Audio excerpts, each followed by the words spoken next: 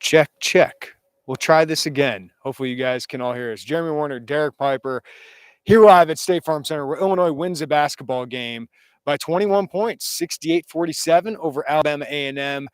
Not a great game for Illinois, though, but it was a great performance by Matthew Meyer. Scores 15 of his 21 points in the second half. Really gave Illinois a spurt. They were only up one against one of the worst teams in Division I in Alabama A&M, and they find a way to win. And we go into the post-game press conference for a second straight week, Derek, where the post-game press conference seems to be a bigger deal than the actual game. Illinois looked lethargic at times. It looked like they lacked leadership at times. Didn't feel like that Brad Underwood railing into his team really worked all that well.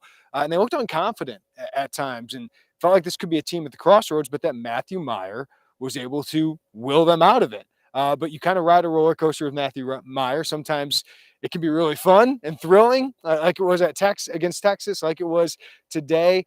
But then there's some ebbs and flows of all of that, and we saw it in the post-game press conference where I think we were going to write positive stories about Matthew Meyer kind of breaking through, and he kind of hinted at some internal struggles with Illinois. And we'll talk about some of the specific things he said, but basically said that him and Underwood are a little bit at odds, and that this team has some things that they need to work on. Here's one of his quotes. I have my own opinions about this that I would not be saying up here on the podium. I think we got a lot to figure out internally between the players and coaches. I think it's going to be something we have to figure out in practice. He said he was really upset in the huddle they were never really down in the second half, but to be so close in that game with about 11 minutes left, he said he railed into the team during a huddle, which I think is a great thing to see out of Matthew Meyer. He said it wasn't funny to me at all, and people were laughing. I came in, I was pretty upset and let everyone know. I just tried to play as hard as I could, and that was about it. And then he talked about him and Underwood kind of having differences of opinions. He did not like that Underwood pushed them really hard in practice this week because Underwood's focused on the future, right? He's figured about the long term. So this wasn't about Alabama A&M. While Matt was more concerned about getting his body right, he's talked a lot about getting his body ready physically and getting his body right for this specific game. I think I covered this fairly. Derek, I want to set it up for everybody. We listened back to the press conference. I wanted to quote him rightly, but it was just odd. It was an odd thing to hear after such a great performance by him, though this does feel like a team at the Crossroads, and we'll get into that in a little bit. But what did you make of all that from Matthew Meyer, which was a roller coaster day for him? It's a weird vibe around this team right now. And you kind of understand when you're putting some new pieces together, you're taking different guys from different programs and guys are adjusting to new roles and everything. And there's just wild swings for a very talented basketball team, a team that can look like one of the best in the country and a team that can score 2 points for 10-minute stretch there in the second half against Alabama A&M. So I think for Matthew Meyer, it's just him and Underwood are different personalities, different styles. Matt is very chill and go with the flow and just kind of a guy that's not as intense as Brad and not someone they even have talked a whole lot about being a big time leader on this team. They kind of just let Matt do his thing.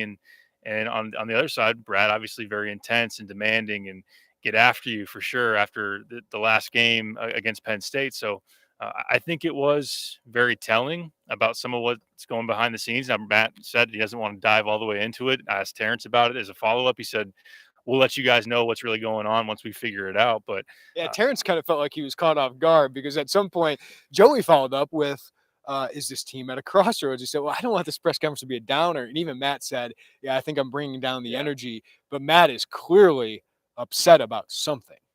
Right. I think that Coleman yesterday had some really interesting comments too about he was frustrated with trying to figure out this leadership part where Brad's calling him out and Terrence out for leadership. And Coleman mentioned, I've tried to get on guys and then I've been reeled back. I've been told that I shouldn't go at them so hard. He said, I think we've been soft. I think we've been timid in terms of our approach with how we handle accountability. He said, I think we've been too easy on the new guys. So all that, I understand they're trying to figure this thing out. And there is going to be some inner conflict. That's not even necessarily to put it in a bad light. You're just trying to be able to work through some struggles and figure this whole part of it in terms of roles and leadership and that part that's going on here. So we were going to get to that. I think that while we could have spent the first 5 minutes with Matt talking about, you go 7 for 8 in the second half and you really sparked this team and they needed it and everything. the way that they looked for the majority of this game, coming off of the way that Brad challenged them and how he talked about leadership and how he talked about culture, it was disappointing. It was disappointing to see them be rather lifeless for the most part. And they, as the turnovers and missed shots compounded offensively in the second half, the body language was terrible. Like Coleman with his turnovers was just down on himself. There was one with a pass that skipped off Dane's hands, and Dane just kind of just looked at the sideline and jogged back. This team looked completely dejected. So I think that we were going to get to that point. But yeah, Matt just served it up for us, and not that we're hunting it by any means, and we're not. I know that the players are having their way on Twitter trying to defend it. Yeah, Coleman said there's not any internal conflict or anything like that. I mean, he suggested it the other day. Seeing what Goody responded to a tie. Listen, you got to put on a public face. I think this team can still. I don't think this team is unraveling, but there certainly is some conflict, and we see it on the court, right? Like Terrence Shannon might have had a good day in the stat sheet, and I thought he was better defensively, but there's still times he needed to be more aggressive. Coleman Hawkins, go look for your shot. He wasn't even looking at the hoop at some point, and we know how good of a player he can be. And then for Matthew Meyer to just come out and say that stuff, I thought was really, really interesting. So we didn't go hunting for that today. I think we would have asked Underwood at some point, like, hey, I asked him, is this team at a crossroads? Because we see these teams, like, and it's not to be hyperbolic, but we see teams every year face this. I think last year it was in Kansas City, really early in the season that team was at a crossroads. 2 years ago when they were number 1 seed, after they lost back-to-back Big Ten games, it was kind of like 9-5. This team, like every team faces that, so I don't think it's unhealthy. I think maybe you do need some conflict because the last 2 games, I think have been unacceptable. Even though you win by 21 points today, that's a bad Alabama A&M team. You're up 1 point with 11 minutes to go against a team that has won 1 Division I game this year, and we saw how bad their offense is. You had a 1-point lead and made 1 of 18 shots. Like the offense is a mess. The leadership is questionable right now, right? And then some of this other stuff that we're hearing through us, like there's some questions about this team, and Brad Underwood's trying to find answers right now. And I think with a guy like Matthew Meyer, and Coleman Hawkins and Terrence Shannon, it's figuring out how to push those buttons, because if he can figure that out successfully, this team can be really good. But the last 2 games have been the worst of the year yet. Right. And you come off of getting blown out at home by Penn State by 15 points, and Brad just starts firing away in a press conference and lights into his team, and they have a hard practice. You heard the treadmill was out and heavily operational this week. And to Matt's point, like I think that he thought that Brad pushed them too hard. So obviously it was intense and demanding and everything. And Brad, even yesterday when we were asking him about, did you get the response you wanted out of the guys this week? And he kind of wouldn't go there. He didn't want to say for sure. He wanted to see a game first. He wanted to say, okay, let's see how they actually get on the court and do it. We can't just be happy and say, oh, we had a couple of good days of practice. Our mentality was nice in the confines of a practice internally. You got to go out there and show up in a game. And for the most part, what we saw today was not good basketball. And there's a difference between, some missed shots and some spotty execution here and there versus a team that just is not having the intensity, the cohesion. I think there's more to it than that. And again, like I'll just throw this out there now, and something I've been thinking: if we overreacted too much to anything with Brad Underwood teams in December, then we'd be proven wrong by February and March, early part of March, because that obviously the tournament needs to be there. But like you said, this has happened to Brad Underwood teams year in and year out.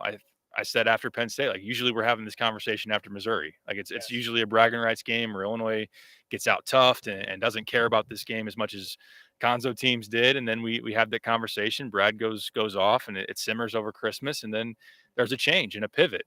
And I think that going into today, while the result wasn't going to really move the needle a ton against one of the worst teams in Division I, you thought that maybe the Penn State loss, a week off, come out here, blast Alabama A&M in convincing fashion, and that would be kind of what flipped the switch. And while you won by 21, and on the stat sheet, it looks decent, but it wasn't ultimately what you wanted. And there's more to figure out. But it is like Brad calls the transfer portal speed dating.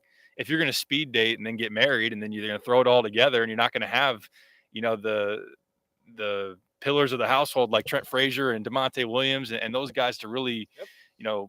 figure things out when things go sideways, or to have that top of the food chain, then you're going to just have predictably some conflict, some inner turmoil. And I'm not saying this team's going to be bad, like you said, like, not to say you said that, but uh, yeah, it's understandable, but it is something that while the team maybe doesn't want to flat out say it, they're going through some stuff right now.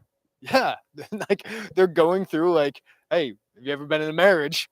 You go through good weeks, you go through bad weeks, right? And you got to figure each other out and learn how to live with each other and succeed with each other and support each other and all those things. And like you said, it's a 1 year marriage for a lot of these guys. Coleman Hawkins and Terrence Shannon and Matthew Meyer are only going to be together for 1 year. So those guys got to figure it all together, figure out how their roles all go together. And we've seen it be really good. Last 2 games, it hasn't been very good. Brad Underwood certainly took a different approach, though, today. I thought he really tried to calm things down. He praised Matthew Meyer a lot. He admitted, like, hey, we got to learn each other. He's got to adjust to me as well as me adjust to him. And I think Brad's tried to do those things, but he's figuring out how to push buttons. I think he's doing that with Terrence Shannon and Coleman Hawkins in a different role as well. So, but Brad was basically saying, listen, I like that Matthew Meyer. And to be honest with you, if Matthew Meyer gets that upset and then he goes out and plays like that, I like angry Matthew Meyer.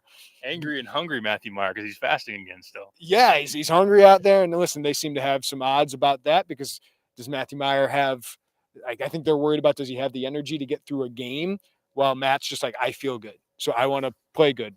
Brad said he doesn't get in the way, but it does seem like there's some disagreement there about how they handle all that. But at the end of the day, if you're going to get that kind of performance out of Matthew Meyer, that's what you need, because this guy, he is your ceiling. I think Jay Billis said that. Matthew Meyer, when he's good, man, you're seeing him active on defense with blocks, with steals, getting in passing lanes. They needed offense, and he injected it immediately, Derek, when he came off the bench. He can create his own shot. He can finish at the rim. He can make threes. He made 3 of their 7 threes tonight. The rest of the team goes 4 of 21. He's a really good player, but he's an interesting dude. He is an interesting dude, and I think that we still see some stretches where he takes, not today, I think second half it was about as good as you could imagine. Activity defensively, sometimes he floats defensively, sometimes he gets lost or just makes some of those mistakes, those mental errors. And on offense, when he can try to hunt his own shot and isolate and take some tough ones. Today, I mean, they needed aggressiveness. They had guys, Coleman Hawkins namely, that didn't want to shoot the ball. And even Ty is fighting it in terms of his confidence as being a scorer. And when Brad's throwing out some lineups to try to, whether it's just push buttons, send messages, try to find guys that are playing hard enough, because that was an issue. You had some combinations out there that weren't the best in terms of scoring. You needed someone to step up and say, hey, I'm gonna put the ball in the hole. I mean, even Terrence, there were stretches like, where's you treated it like, when's Terrence going to turn it on? And we didn't necessarily. I mean, we got that ultimately with 18 points, but Matt with drives to the rim, took a baseline jumper. He got in that rhythm, and then jumps a passing lane, gets a transition bucket. It was good to see out of Matt, and yeah, it's just something that he's very capable of. And I think him and Coleman both. Like we've seen Coleman when he is confident and effective as a scorer to go along with his passing, to go along with his versatility on defense. He's one of those ceiling guys as well, but definitely Matt, because we've seen kind of the real wide spectrum of what you can get out of Matthew Meyer. I think he's a roller coaster ride, but boy, I think you got to ride it. You got to ride it this year, because they need somebody like that can score consistently. Because Jaden Epps up and down, Sky Clark a little up and down. You expect that from freshmen. Coleman Hawkins' offense is certainly up and down. He had too many turnovers today. Derek, he just needs to shoot the ball. He's really good. And I'm not saying Coleman Hawkins needs to shoot 12 shots and not pass it to his teammates, because he's really good at passing to his teammates, but it feels like at times he overcomplicates things a little bit. I think overthinks it sometimes. It's like he's so basketball intelligent. He wants to get everybody involved. He's got to find that balance. I still think he's finding that balance, but especially against a team like this, I wanted to see, I mean, TJ Shannon should have scored 30 tonight. Like, he had 18 on 12 shots. He needed to do it, keep attacking, get to because they couldn't stop him. Coleman Hawkins could get to the lane, but he really wouldn't look for his shot. So I think both those guys had to figure out their balance of aggression and being part of the team, because Coleman just needs to look at the hoop a little bit more, take those open threes at the top of the key. If you make 33% of them, man, like, that's fine. That's huge for this team. And then Shannon just go demand the ball. Like you're the guy. Go demand the ball, and that's what I love seeing about Matthew Meyer. Sometimes he can go overboard a little bit, but I'd rather have to rein that back. Definitely.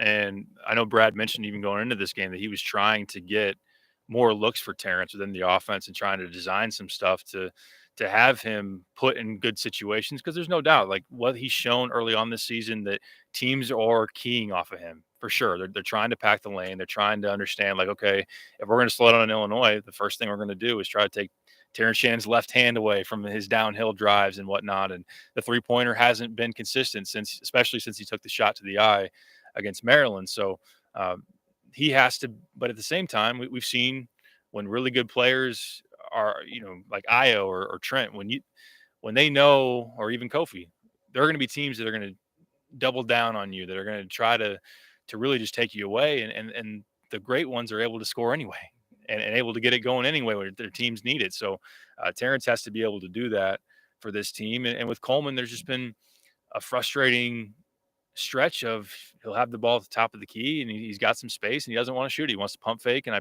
appreciate the unselfishness. I appreciate his vision and how he wants to.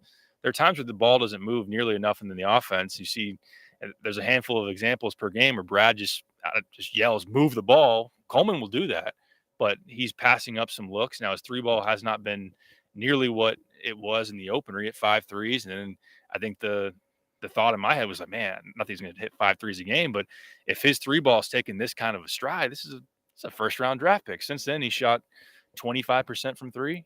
So he's got to be able to show that he can knock those down. But I think even more when you hear the crowd like kind of groan is he'll get himself to the lane and then he doesn't want to put up a 8 to 10 footer, or he had the taken transition where he Euro stepped, then caught himself. He's like, no, I actually don't want to shoot it.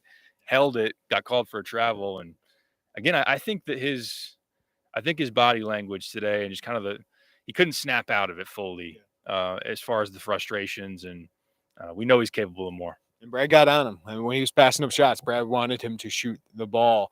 I do want to mention this. The bench brought some energy. Ty Rogers had 5 rebounds in 21 minutes, and Sear Harris, 8 rebounds. Those guys are so active. Brad Underwood loved playing them today because they brought energy. They were not good offensively. 0 for 7. They were part of the big streak. I thought Brad had to get Matthew Meyer in there a little quicker, maybe get Terrence Shannon back in there a little quicker.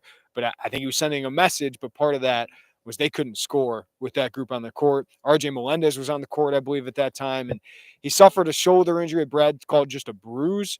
Looked like he was just dangling it there for a while. So we'll take his word for it, but it looked worse than that because his shot just was not there. He wasn't very aggressive, but he was pretty good defensively. Then Dane Danger, I want to bring up him. 11 minutes this game. I think you said 12 minutes last game, was a -2 when he was on the court today. I asked Michael too this during the week, like, what is his role going to be? He's been pretty good against these lower level teams. We knew at some point though the increased length, all those things. What do you see out of Dane Danger right now, Derek, and what do you envision his role to be moving forward? I think there are concerns defensively, just in terms of, especially in the Penn State game, when you got guys that can stretch the floor and get out on the perimeter. And when it is an up and down game, even that, where Illinois has had some transition defense issues, and Dane being able to run the floor and close out and again, be able to cover more space defensively. I think also he makes you play drop coverage where Alabama A&M's guards got going a little bit. They were running off ball screens and Dane's playing drop, and that got them some shots. That got them some shots off the screen. And offensively, I mean, Alabama A&M has some size. They started a 7-footer, so there was a little bit more length around the rim. But I thought this was a game where he could have got a little bit more going offensively. But yeah, there are going to be times where, I mean, you go into the league and you know the names, Edie, Trace, guys around the Big Ten that are going to be more of a challenge for him to score against. And I just think that, going into the year, you heard, he's going to have some really, really good games, but then there's going to be times where his minutes might be limited. But that does put more stress on Coleman to play extended minutes. And it is about matchup in some sense, but you would hope that he gives you a little bit more. I think defensively is still kind of where there's a little bit of a give and take with him. All right, let's wrap this up. Missouri is next. That's why there's some urgency here, I think, to figure this all out. You got a couple days of practice, no finals, right? They're done with finals now. You're going to be practicing for a couple days, getting ready for a Missouri team that's 10-1. Now, they haven't had a great schedule. They don't play great defense. They got crushed by Kansas, but they had an impressive win, I think, over UCF today. A buzzer beater, bank in. It was a broken possession. But they also had another win, Derek, a top 100 win. He's got Ken Palm up right now over Wichita State on the road in overtime. I don't think it's a great Mizzou team, but I don't think it's as bad as the one we saw last year. And I don't think this will be easy for Illinois, especially if it plays like today. If it plays like it's played the last two games, Derek, they're going to go and lose a fourth out of five times in this series. Last year broke the three-game losing streak, but if this team plays up to its capability, it could be a really fun pre-Christmas game. It's just which Illinois team are we going to get, especially after these last two games and some of the comments we've heard. Forget the one that we saw against Texas or UCLA. I mean, they'll roll them. They'll blow them off the floor. We saw that last year. I think that last year there was a huge talent gap between Illinois and Missouri, and I think that there's still that, especially Isaiah Mosley, their top transfer from Missouri State's been out. And even their two top additions this offseason were Mosley, and then they had the top JUCO center in the country, a 7-footer that hasn't played. I don't know. I haven't followed Missouri as closely what the reasoning is, whether it's injury or anything going on there. But it's a Missouri team that, yeah, like UCF on the road, or I think it might have even been it was a neutral site. Yeah. Down in Florida was a decent win for them. And then it's always a game that Missouri gets up for. I know it's a different coach. I know that it's not Konzo anymore. Konzo figured that out. He was able to push the right buttons, have his team take it personally, but we're not going to see Javon Pickett anymore, which is going to seem weird and crazy. But Illinois should be able to, number one, win that game for sure. And I think as they come off what, again, is going to feel like they didn't play up to their potential, we're not going to forget the performances that they had against Texas, or when this team is going right, what they can ultimately do. So it's about getting that. It's about being able to figure some of these things out, whatever the heck is going on internally, figure that out, have an inspired performance, win in front of a big crowd. Sounds like Illinois, at least in terms of their side of the bragging rights, has sold it out. And it's always a fun game. It's always a fun environment. And to win a rivalry game and go into Christmas, it's be a nice little addition. I think we thought this team would be really interesting this year, right? And they are certainly very, very interesting. And we know they can be really good. We've seen that, and we know they can struggle. And right now it feels like it's got to figure this stuff out. They got a lot of time in between these games here during Christmas break, because after bragging rights game, they got 7 days off, right, where they're really going to practice a ton. You'll probably be one of the only few media here because a lot of us will be down in Tampa for the bowl game. So it's an important time for this team. I think there are some warning signs right now, and Brad Underwood made that clear last week. He doesn't pull that cord unless he thinks there are issues to address, and then Matthew Meyer brings up some issues today. So I'm interested to see, Derek, again, how they respond, because they didn't respond today, besides Matthew Meyer in the final 10 minutes, and then the post-game comments. So it'd be very interesting to see how they all respond to this internally. Absolutely. And they've got to be able to find, in addition to the emotional stuff and as far as just learning themselves in terms of the relationships and ironing all that out, just play more. I know that Chad said it in the chat, like more consistent basketball. The wild ups and downs of this team is not one that usually I know that there's bigger than winning the Big Ten title. The bigger goal is a deep run in March, but you got to win 2, 3, 4 in a row to go where you ultimately want to go. And the Big Ten title is usually the team that you can trust night in and night out. And Illinois is right now, while they've even had wild swings and won big games, that's one of the things you wonder about is how much can you trust them? And because even in those big wins, they got down pretty big in some of those. And Derek, one of my concerns, just can we talk basketball for a second? It's consistent offense. Right. Like they brought it defensively. I thought tonight Alabama A&M made some shots during that run, but it was a 16-0 run over 10, like basically 8 minutes. Like, listen, you need to play better defense during that stretch, but they scored 47 points tonight. It's a bad offensive team, but like you held them for most of this night, 10 points in the last 11 minutes for Alabama A&M. But that consistent offense, they got to find that at some point. Definitely. You got to stop turning the ball over as much as you are. You got to be able to have more of a flow offensively and more of an identity. I think they're still figuring that out. I think they're still figuring out what to run all the time. There's a lot of ISO, and I know that they mentioned even this week putting in some new stuff. I know Brad wanted to see them get out and transition more. They didn't do that as much tonight. Alabama A&M slowed it down a little bit. They got in their press so they could keep Illinois from making it an up and down game. They want to be able to get back to high number of transition points and opportunities, and I think that could take some of the burden off in the half court. But there's certainly and part of it too is making threes. I mean, because that's been something that in this game you were 4 for 23 at one point. You made some of the late ones. I know Matt was a big part of that, but to be able to have that floor spacing, open up the lane for Terrence, and that will help things out. And on that note, Luke Goody, his return. Well, I was going to say you have injuries playing a role. Like RJ Melendez couldn't shoot tonight. He's one of your best shooters. And then Luke Goody. Like those are two shooters I think you need. And it's, again, why Matthew Meyer is so important right now because he's one of the best shooters. Right. Definitely. And like you said earlier, and I understand why he's doing it. Like Ty tonight, I loved his energy. I thought he was aggressive, hitting the glass, but just not much of a scoring threat. And I think he is in his head a little bit. Sincere will play his butt off, will fight defensively, will make momentum type plays, but finishing at the rim is a big thing for him. And he didn't make his threes tonight. So when you play those guys and you mix that in, you get some non-shooters, some non-scorers, it can get tough offensively. But this team has I mean, they have a lot of ability, a lot that can click for them, but they're figuring it out and they're fighting it a little bit. And it's December, so you understand that to an extent. It's kind of the time of the year they always kind of go through it. So it's going to be interesting to see how they get out of it, how they respond to all of this. Thank you for listening to the Illini Inquirer podcast. Give us a follow, rating, review wherever you get your podcasts. Give us the like button if you're watching us on YouTube. Appreciate all your support there. You can subscribe to us as well on YouTube. We got plenty of content coming to Illini Inquirer because we just talked with Devin Witherspoon and Sydney Brown about their decisions to opt out of the ReliaQuest Bowl. If you're upset about that, I don't know what to tell you. These guys have a lot of money to make at the next level, and especially Devin Witherspoon doesn't need to be playing in this game and risking himself to injury. But those guys will not be playing. And, of course, Brett Bielema talking about Aaron Henry being the next defensive coordinator. No official press release, but they announced it tonight, announced that Aaron Henry said something to the crowd today.